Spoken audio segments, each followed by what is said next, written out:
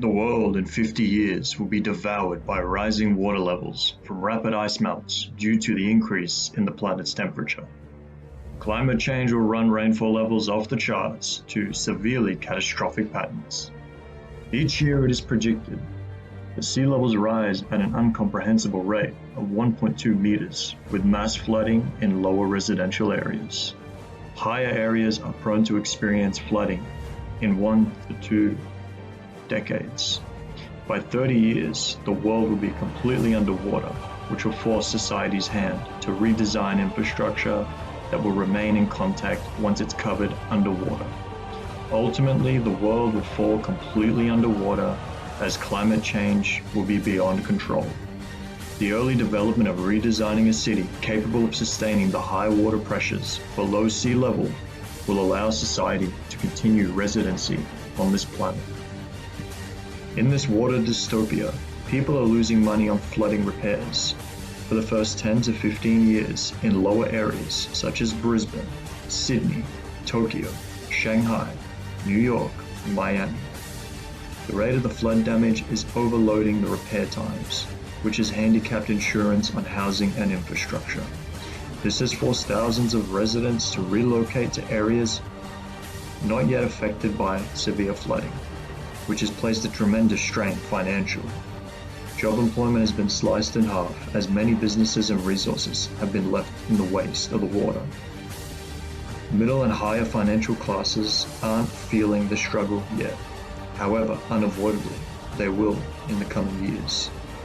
With this in consideration, focus on being shifted to beginning designing buildings which are able to block water entries and transport is a must. This will operate specifically through and underwater.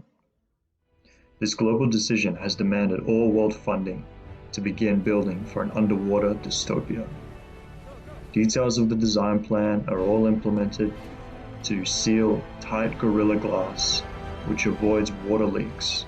The foundation is also designed to be anchored to the ground, while surrounded and reinforced in stainless unerodable metals, which hold the buildings stable under deep water pressure. The speculative design is transportation through these underwater cities for quick travel from a major city to another. These quick travels are significantly lightening pods, which are able to connect and disconnect a building, allowing for seamlessly relocating life of sea life. These pods are made in advance to global flooding to be tested on the speed at which people are able to move around underwater. The more sea levels rise, the further underwater the city goes, which makes it more difficult to adapt to a new lifestyle forced upon society by its ignorance on climate change. Housing and infrastructure are meters underwater, with severe weather conditions pilling over sea level, sinking whatever remains of hope to return to the surface. Transporting resources is difficult and storing is near impossible, as the dirt water contaminates the food, making it unconsumable, which will begin to starve away people into extinction. People being so far underwater are unable to move in deep water pressures, as the body wasn't designed for living in water. Taking all this into thought, there has been a product which has resolved most of these issues to avoid overpressure to the body, starvation, and safe storage of food and resources. The impossibility of gaining leverage above water has caused the creation of the lightning pod. This is the only way to move between major cities and water homes, from transporting food and resources to ensure the survival of human beings. These long, narrow pods are capsulated in a tube, which is fired out of a cannon at extreme force, essentially launching the pod upwards to the trajectory of the desired landing target. Once the pod has reached its destination, it attaches to the entry of the water home or infrastructure to a drainage chamber.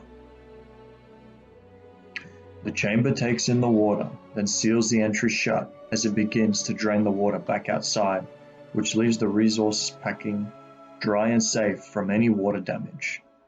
The chamber then opens the entry to the building, where everything is sealed from water, making it safe to unload consumption packaging.